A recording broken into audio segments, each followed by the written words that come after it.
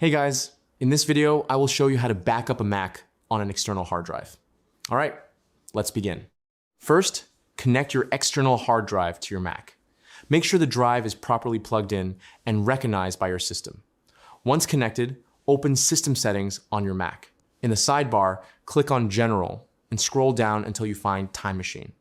Time Machine is the built-in backup feature on Mac that allows you to automatically save copies of your files. Click on it, and you should see your external drive listed. Select your drive, then click Setup Disk.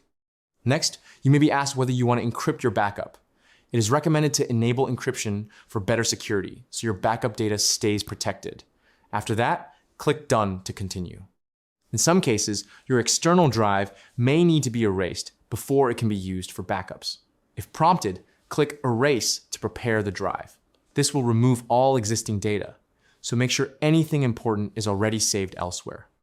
Once set up, Time Machine will automatically begin preparing your first backup. You can also adjust backup options, including frequency and power settings from the Options menu. So that's basically how you can back up a Mac on an external hard drive. That's it for this video. Thanks.